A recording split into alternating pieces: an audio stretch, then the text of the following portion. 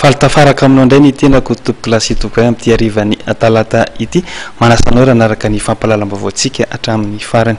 Nazahoana akom-baovao moa tamin'ity androandroany ity ny fivoaran'ilay rivotoza izay niforona tao amin'ny ranomasimbe indiana tao.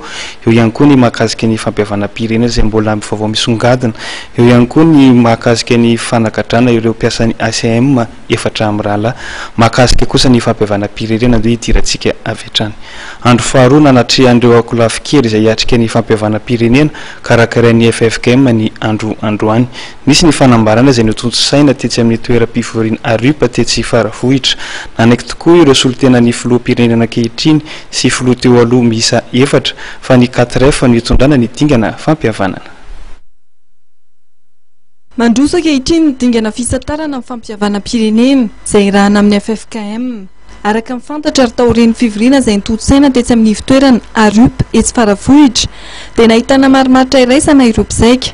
Ny fanaiky ireo mpivory fa ny foto-kevitra 4F izay napetraky ny FFKM amin'ny foto-kevitra iankina amin'ny fampihavanana. Marina faneken'ireo iraka voalohany ny fifampifehezana anatin'ny fivoriana ka ao anatin'izany ny hoe ireo filoham-piangonana irery ihany no afaka manao fanambarana amin'ny hainao aman-jery vokatry ny fiaonana.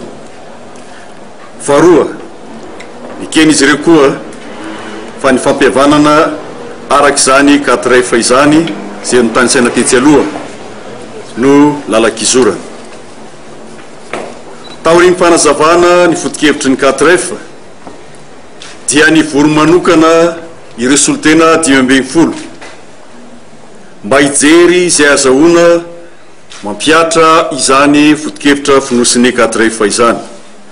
Tsy nisy aloha hatreto fanambarana nataon'ny filoham-pirenena Hery Rajaonary Mampianina sy ireo filoha teo aloha Ratsiraka Didier, Ravalomanana Marc, Zavel Berge ary Rajoelina Andry izay nivory teny Faravohitra satria nilaza ny FFKM fa ny filoham-piangonana ihany no mahazo manao fanambarana momba izao dingana fampihavanana izao.